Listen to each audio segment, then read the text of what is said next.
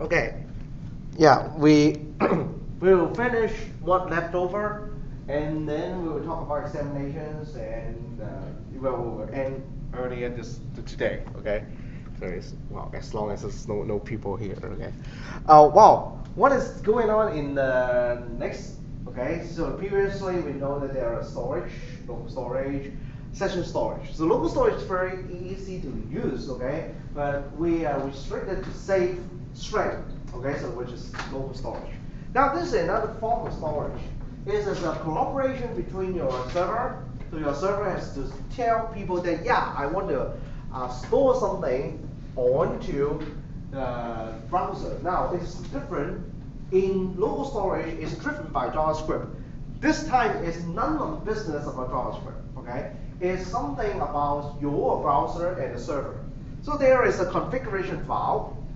Oh, by the way, this technique is called offline application cache. Okay, so there's a manifest file, which is a config file, and I can show you about this HTML file. So the HTML file is here. Okay, so you can see some smiley faces, huh? Yeah, this is the best thing I can draw. Okay, so you can see or copy and paste, right? You can see the HTML. This part is a little bit different. Okay, a little bit different. It's not necessary to be a PHP link, okay, because I just want to modify that, okay, using a program, okay. So that's why I choose PHP. So this is supposed to be manifest format. Later on I will show you the manifest format. And after this, everything just like the previous case, okay. What is the previous case? We have a simple head, swift, the body, all are the same. Now let's take a look what is the manifest file. So the manifest file is here, the appcache.php. So when you take a look, okay, it's just a format define what are the things that you want to save. Let's say that I want to save the appcache.js, appcache.html, 1357. By the way, I have 8 figures. Previously, you see 8 figures. Now, what I want to save is just 4 of them. So I will save 4 of them into the cache. Now, let's take a look at this page when I open it. When I open it, okay. So you can take a look at the resource part. There is an application cache here. Maybe you never take a look at it. Now I tell you how to use it. So there's a cache, okay. So the cache tell you to save something. Now what are the things? Maybe I extend it a bit. Wow, I cannot expand it now. Let me find ways to expand it. Good. Okay. So you can see the names are the appcache.html, JS. The PHP is the manifest itself. So the 1357 figures. So those are the things that being saved in the cache. Now what is the meaning of a cache? Now I will demonstrate to you what is the meaning of a cache, and then you will find it very useful. Whenever we load it, can you see the speed difference? 1357 are all saved. Whenever we load, can you see the difference? The first column is loading speed is much faster than the right hand side, because the right hand side is a remote. Now what is more is, now I offline, turn off the Wi-Fi.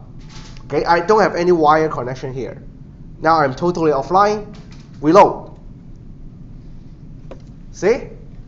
These 4 figures are the images that I tell the browser to save in the application cache. When you are offline, those resources are still there. Now what is more, I can even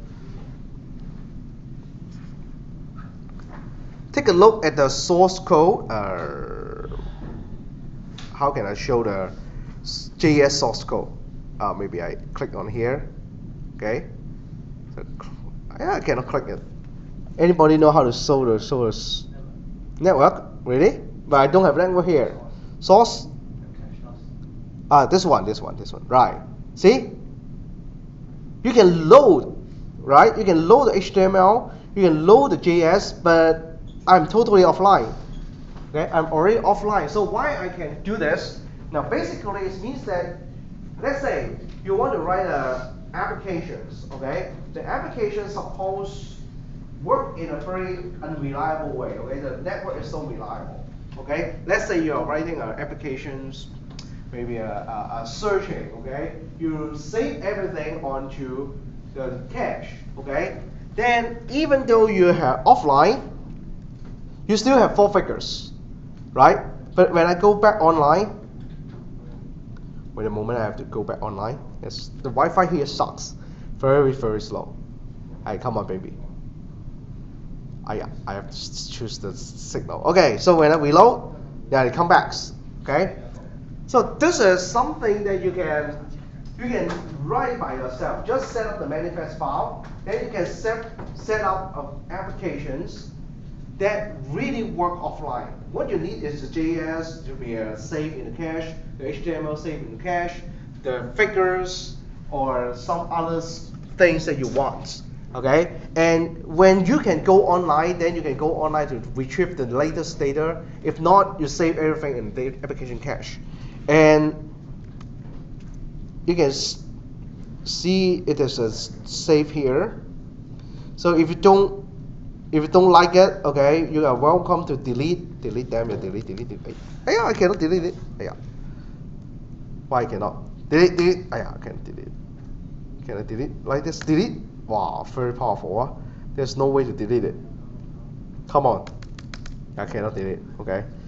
So yeah, I found that Chrome is a little bit strange. Okay, so that's why I film a video here.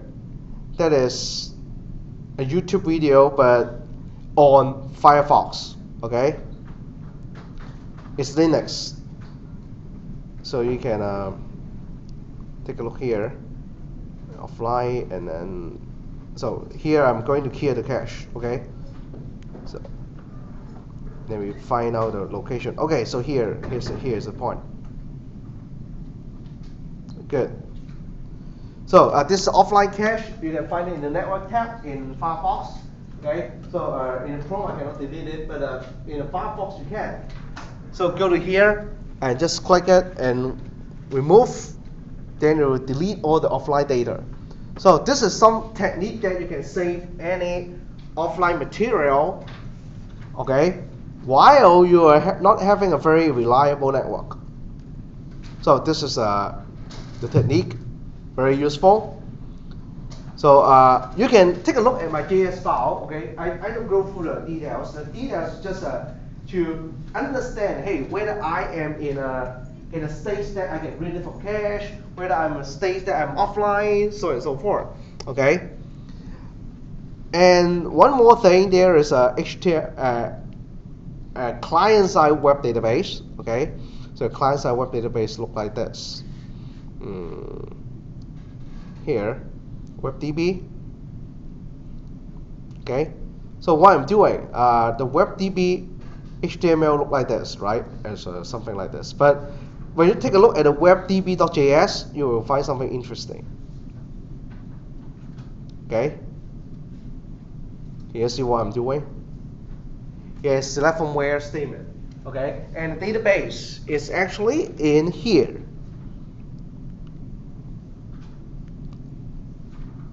Inspect. Resource is in WebSQL here. Yeah, I have ImageDB. Empty. One, yeah. I should. I know. I have to open it here. Open it. Then this should be okay. WebSQL, ImageDB. Okay. So data. Why data is empty? Select from. I can't remember the database name. Wait for a moment. Database name is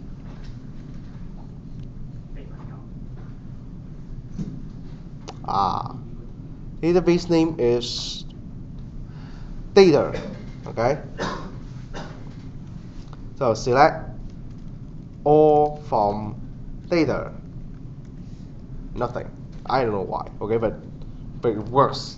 Yeah, it's kind of weird. Okay, so the SOP.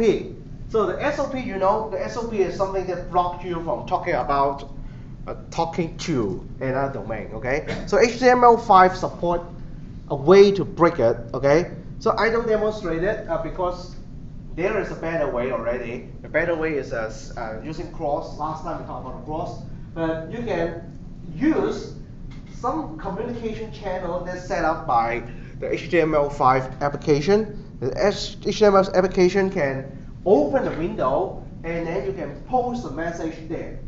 Okay, so I don't demonstrate it because it's not very interesting now. Okay, something more interesting is about this guys. Okay, I don't know whether how many of you have taken a look at this HTML5 rocks. Okay, so this is the site about HTML5, and there is a very interesting thing, HTML5 rocks presentation. Okay, slides here. Let me find out the tutorial slides. There's no, it's gone. HTML5 slides. They deleted. There is a very old slides here. It's talking about all the features about HTML5. Is it this one? No. Right, this one.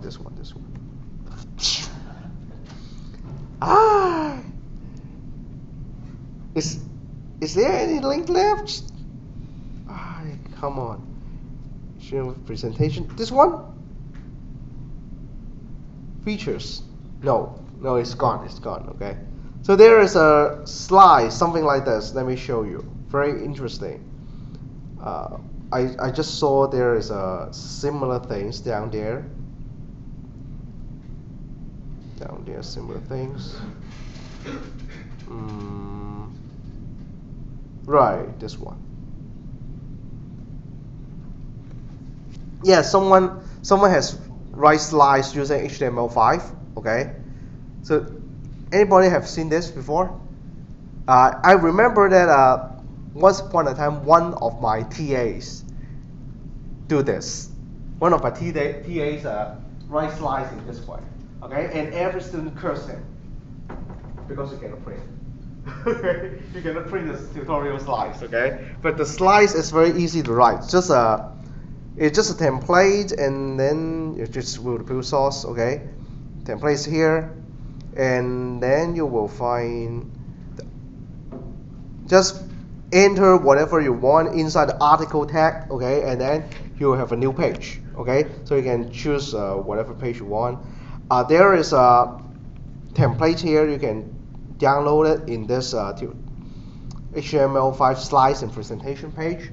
Okay. So some of the details can be shown there, but with that missing, okay, you can only see what I'm doing. So the multimedia part, we can use video. I don't know whether you have tried, right? The video, not here. Okay, the video. Okay, something like this. So you can use a button. This button is just run the videos that I have here. Okay, so I have an FYP some years ago. Okay, so to use this player actually to track every actions of a guy using the video, whether he has paused his wheel up to the end or just jump ahead. Okay, in order to understand people's reading videos behavior. Okay, so there's just a very simple tag. The tag is down here.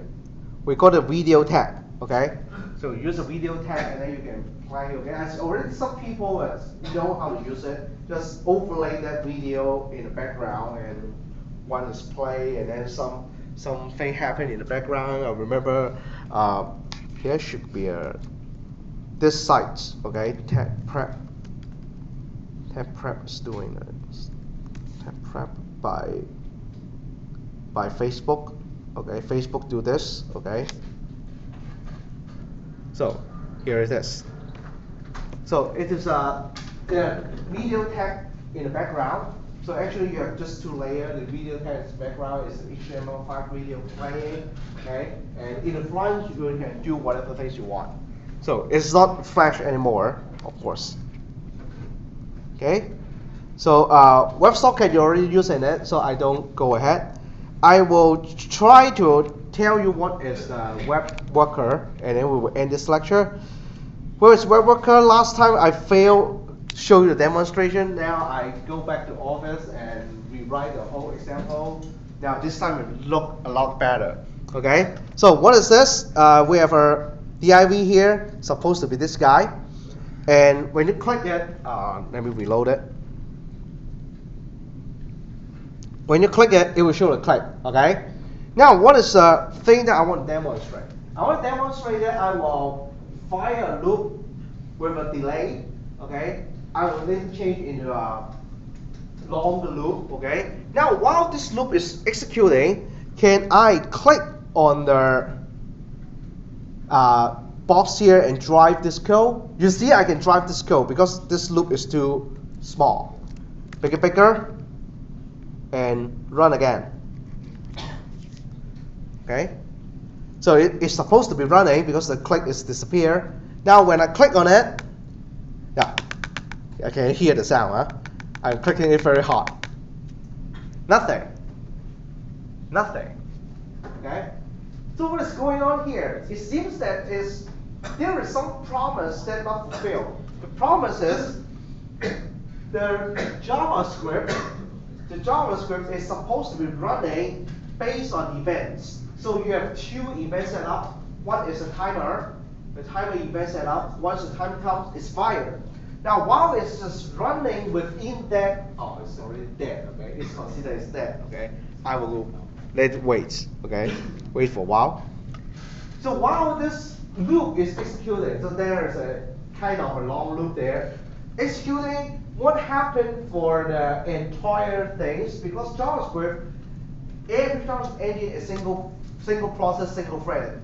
Okay, so that means that every event listener, once you set up, is just suppose. Okay, running very long or short events. It's not supposed to be a long event.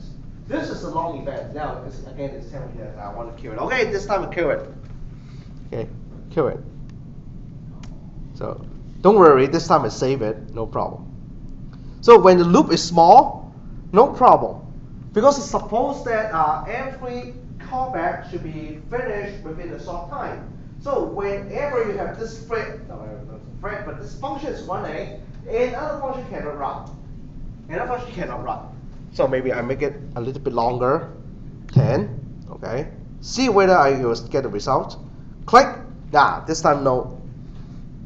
No, I cannot have anything happened here, okay.